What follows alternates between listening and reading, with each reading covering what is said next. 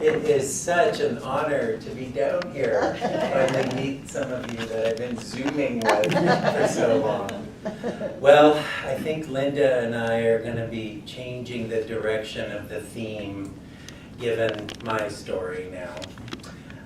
It's about my son. When he was in elementary school, he went to an immersion program in the Spanish language, so his classes were in Spanish.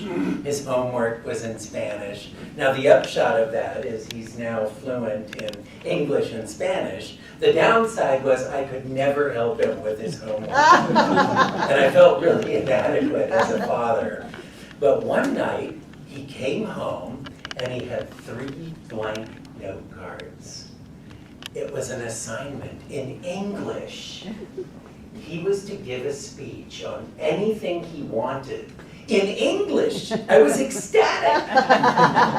I am a high school humanities teacher. At the time, because I was a new teacher, I'd been assigned to take over the speech and debate program. Yeah. But I had taken to it with unbridled enthusiasm.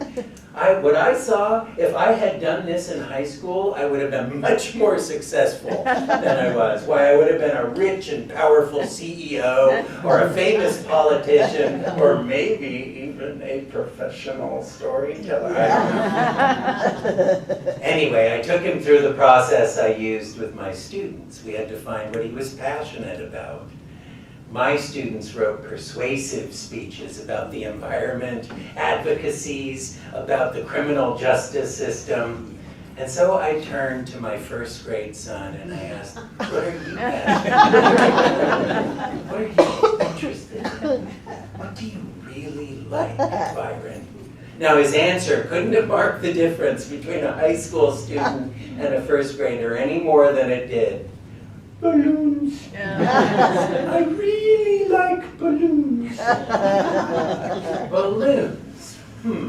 That's an information topic. It will be an expository speech broken into subtopics. We could do science, hot air, helium, the social aspects of balloons, birthday parties, parades.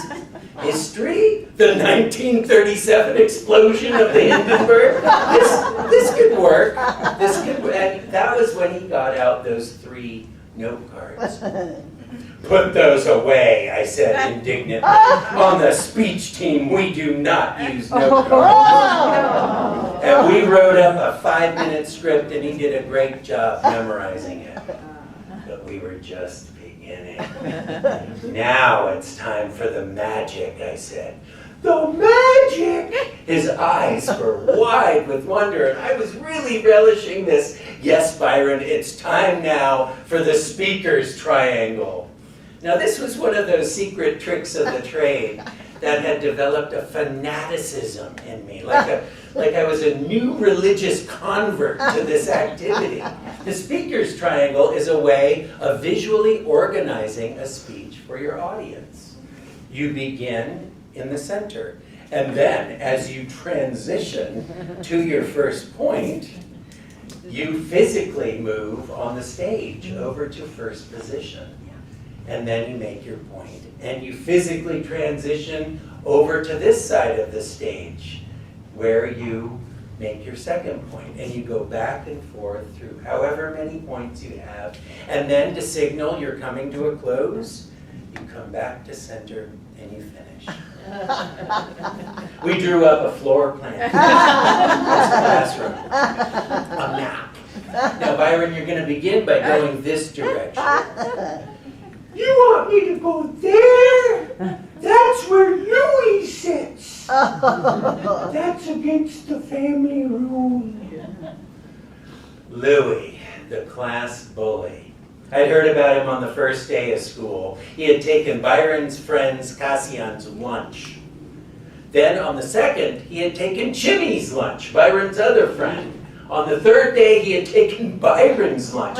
Now, the most confusing thing about all of this is that Byron insisted this fellow classmate had a mustache. I imagined it was the first blush of facial hair on the young fellow. But when we Googled images of mustaches, The one Byron selected that matched Louis was this black, bushy thing, befitting a train robber. And so we had our first family rule: stay away from Louis. All right, forget about that side. Let's begin by going this way. You want me to go there? That's where One-Eyed Larry is. That's against the other family rule. One-Eyed Larry. I'm looking at you, Linda. One-Eyed Larry, I'd heard about him a few weeks earlier. He had bitten Cassian on the hand, and then he had bitten Chimmy on the stomach. And I asked my son, how did Larry bite Chimmy on the stomach? You mean One-Eyed Larry? Yes, One-Eyed Larry. How did One-Eyed Larry bite Chimmy on the stomach? One-Eyed Larry has a very big mouth. I finally determined One-Eyed Larry was not a fellow student. One-Eyed Larry was a large male bullfrog that the class had adopted as a science project. Regardless, we had our second family rule: stay away from One-Eyed Larry. And so we had to improvise with this classroom. We modified the speaker's triangle into a sort of oval shape that sent him out right into the middle of the classroom, which was perfect, because out in the middle, near his own desk, he could have his 4-minute moment. Every 5-minute speech needs a 4-minute moment. The dramatic crescendo, the climax. Byron would release a real balloon with a miniature basket in which he had placed Star Wars action figures as model passengers. This was going to be great! It wasn't great. It was a disaster. I couldn't understand what had happened at first, but according to Byron, the frog had gotten out and attacked Louis during his speech. Byron kept insisting over and over again, One-Eyed Larry tried to eat Louis's mustache. Required a phone call to the teacher. She was glad I called. Your son's balloon triggered the frog, she said. She peppered the discussion that followed with all kinds of trivia and facts about bullfrogs, never one to miss a teachable moment, I suppose. Bullfrogs are very territorial, and did I know a male bullfrog could jump more than 30 feet?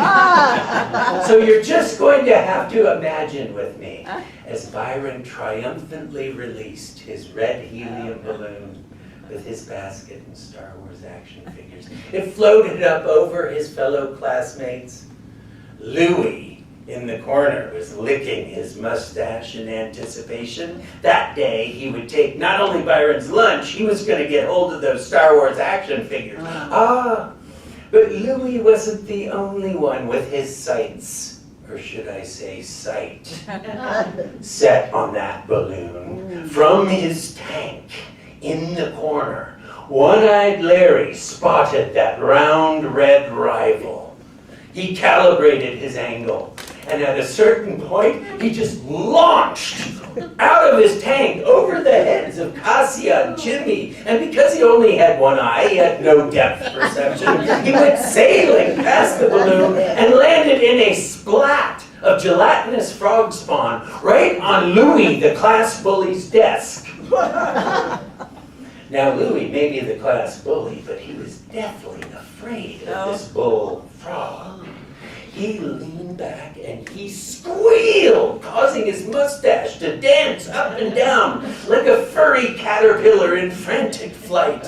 One-Eyed Larry spun in the spawn, recalibrated, and launched right into Louis's face.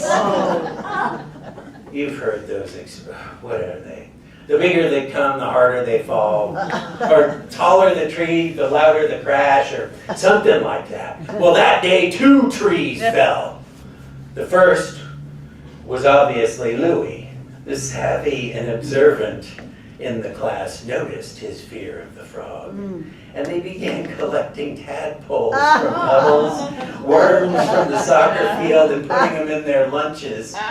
And so Louis may have still had a mustache, but he was no longer so much of a bully as long as you had a creepy, crawly talisman in your lunch sack.